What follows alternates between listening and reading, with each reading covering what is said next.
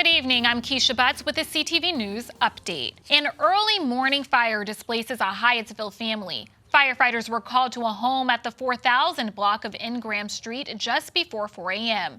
2 adults and 1 child were able to get out safely, but their home was left badly damaged.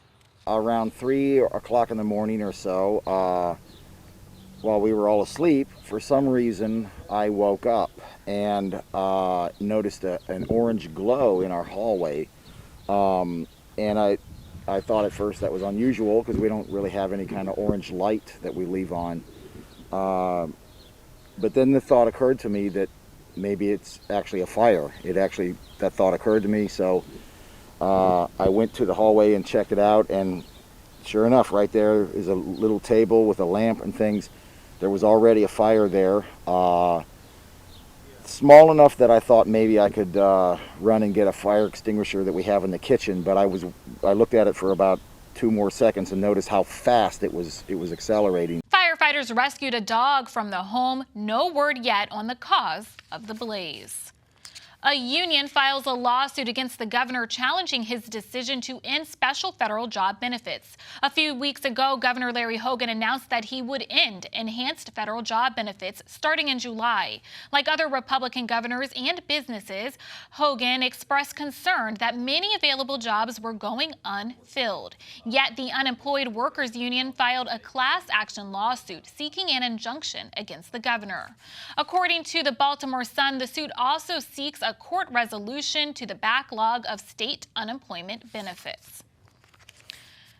On national news, a 12-story condo collapses in Surfside, Florida, leaving more than 50 people unaccounted for and 1 person dead. The incident happened before 2 a.m. this morning. The Miami-Dade Fire Rescue Department responded to the multi-story residential building. Officials say they pulled at least 2 people from the rubble and treated about 10 residents at the scene. The building, built in the 1980s, has more than 130 units. Our prayers are with the residents, with the families, with the community. What we know at this point is that the Champlain Tower, Tower South, is a 12-story building. It's more than 130 units, and about half of those have collapsed. A massive search and rescue is underway, and we know that we're going to do everything we can possibly do to identify and rescue those who have been trapped in the rubble. On average, 682 people die by guns in Maryland every year. That's according to Everytown for Gun Safety. During National Gun Violence Awareness Month, the organization Marylanders to Prevent Gun Violence is putting a spotlight on its priorities. The group says it wants the General Assembly to pass a child access prevention bill next year. It says this legislation would reduce unintentional shootings and suicides involving kids. The organization also wants legislators to pass a ghost gun bill proposal. This legislation would require essentially that those guns can no longer circumvent the laws of Maryland, and that a kick gun would be subjected to the same sort of scrutiny as a gun that you would purchase off of a store floor. As summer begins, the Biden administration plans to tackle the surge of gun violence. Attorney General Merrick Garland laid out a comprehensive violent crime reduction strategy yesterday.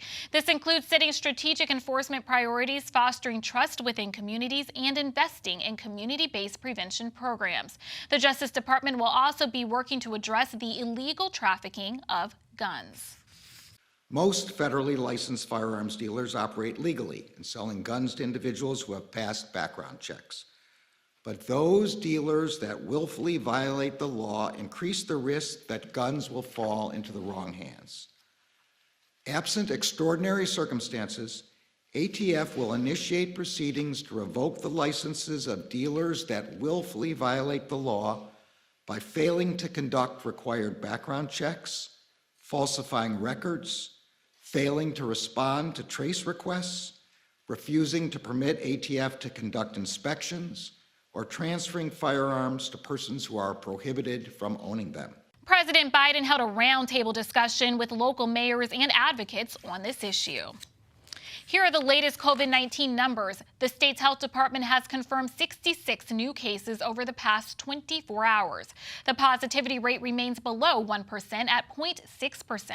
7 people died in Maryland from COVID-19 since yesterday. You're watching CTV News. I'm Keisha Butts. Coming up, navigating dangerous local roadways. Stay with us. Right here, baby. Look. Uma. Noah. Something more than a birthday is happening here. Once you can see it, you can help. The sooner you recognize the signs of autism, the sooner you can make a lifetime of difference for your child. Start by answering a few simple questions at screenforautism.org. Welcome back. Prince George's County is home to the deadliest roadways in Maryland. This, according to AAA Mid-Atlantic. The Auto Club says in 2020, 111 people died in traffic crashes in the county, the most in the state.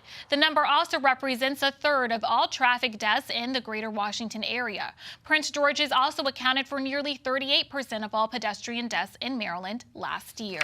There are several reasons. One would be that almost a third of all traffic fatalities in the county are caused by either a drunk driver or a driver on drugs. Speed is another issue. And then it is just that it's so densely populated with almost 1 million people. Townsend says jurisdictions are working to achieve 0 deaths on their roads. Starting this fall, the county will begin setting up speed cameras in residential districts. More county libraries are back open to the public. The Prince George's County Memorial Library System has now entered its Phase 3 reopening plan. This means all 17 branches are open. No appointment is needed to visit any library in the county. Guests can now fully browse all sections, and study rooms are available. We are asking everyone to still wear a face mask when coming into the buildings, and also to continue with physical and social distancing. And the branches are, for the most part, all plenty large to allow for that. Our computers are available. We are the only provider of internet countywide for free internet, and we have drive-up Wi-Fi available at all of our buildings. Inside, we're still reducing capacity on computers a little bit just to make sure that people can stay spread out. The county library system will continue to provide virtual resources like digital access to newspapers and magazines. For operation hours, visit pgcmls.info/reopening. As experienced adults from all walks of life return to the workforce after the pandemic, they may need assistance on promoting their skills. Employ Prince George's is offering Encore, a program geared for adults over 50. The organization has a reserve of resources and can offer services to assist seniors in the current labor market. Encore targets job seekers who are 50 plus, who are looking for a career, in a career transition, or having to restart a career due to various reasons, and they're struggling to find a job, struggling to get interviews, don't have the skill sets. So we are here to provide those necessary resources, trainings, and one-on-one services to help our job seekers who are 50 plus achieve and obtain a livable wage career. For more information on the Encore program, log on to employpg.org. Professional services received more pandemic aid than other businesses, according to a work group led by State Comptroller Peter Franchot. During an oversight hearing yesterday, state officials said the aid was disproportionate to the number of jobs actually lost in those professions. Franchot raised questions about how hundreds of millions of dollars were handed out to businesses in the early days of the pandemic. There were also concerns about how much was sent to the state's 24 political subdivisions and what lessons were learned for the future. 5 men face first-degree murder charges in connection with the April killing of a 15-year-old boy. The suspects range from 18 to 21 years old and are from Prince George's and Montgomery counties. One suspect is from Virginia. The victim is 15-year-old Nelson Ramos of Tacoma Park. On April 7th, police were called to the area of Ruetan Northwest Branch Trail for a welfare check. That's when they discovered Ramos suffering from trauma to the body. He was pronounced dead at the scene. All 5 suspects are being held without bond. Anyone with information about the case is asked to call police. And we'll be back with more news in a moment. Stay with us. Thank you for staying with us. Police are searching for the person or persons who shot and killed a Fort Washington man. It happened yesterday just after 1 o'clock in the morning at the 600 block of Camelot Way. It was inside a home that police discovered 41-year-old Glenn Weidenbosch suffering from gunshot wounds. He was pronounced dead at the scene. Anyone with information on this case is asked to call Crime Solvers at 1-866-411-TIPS. Well, 2020 was the hottest summer on record in Prince George's. Could this year see an increase in record-breaking temperatures? Can the government and residents do more to fight global warming? These are questions the county would like the community to weigh in on. This evening, residents can provide feedback during a virtual community meeting on the county's climate action plan.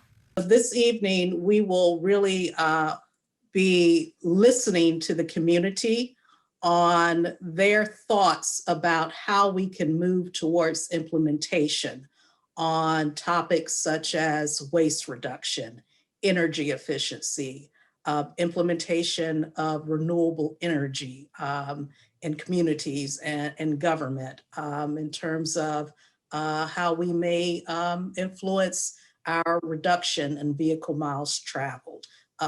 Their thoughts, their ideas about how we might implement actions for reducing flooding in the communities. Tonight's virtual meeting will be held between 6:30 to 8:30. To register for the meeting, go to mypgc.us/climate action plan. Maryland plans to add 40 new electric vehicles to its fleet as part of its zero-emission conversion. Vehicles will be purchased through the Strategic Energy Investment Fund, which is managed by the Maryland Energy Administration. The state-purchased EVs will also be assigned to locations with charging infrastructure. Maryland adopted California's stringent vehicle emission standards in 2007 and joined a coalition of states in the 2013 to get more zero-emission cars on the road. The state goal is to have 300,000 by 2025. Well, who lives in Hyattsville, works for the U.S. Holocaust Memorial Museum, and just won almost $13,000 on her favorite TV show? The correct answer is, who is Sarah Reza? Reza recently checked something off her bucket list when she not only competed on Jeopardy, but won. She says she boned up using flashcards and even watching old episodes. Reza says she auditioned for years online before she was finally selected last year. The winning part was just icing on the cake. As we were sort of thinking about training and stuff and studying and watching old episodes, my husband kept saying, just being on the show is winning. Hundreds of thousands of people try out. So I wasn't really even thinking about winning. And then when I did actually win, it was such a shock, such a surprise. I was just floored. Reza says she plans on using the winning money to go on vacation with her family to Portugal, Spain, and Morocco. Let's get a quick check on our 3-day weather forecast. Mostly clear with lows in the upper 50s. Tomorrow, mostly sunny, highs near 82. Saturday, partially sunny with a slight chance of thunderstorms, highs near 87. Sunday, mostly sunny skies, highs in the low 90s. And now for the community calendar. The IRS and CASA of Maryland are teaming up to help families receive advance payments of the child tax credit. On Friday and Saturday, CASA will host sign-up events in Hyattsville. The IRS says the events are designed for people who don't normally file taxes or haven't yet filed. The agency says eligible persons who file 2020 returns will receive advanced child credit payments starting next month. The events will be held at CASA headquarters tomorrow and Saturday from 9 a.m. to 3 p.m. For more information, call 800-829-1040. And that's your CTV News update. I'm Keisha Butts. Join us again tomorrow. Have a good night.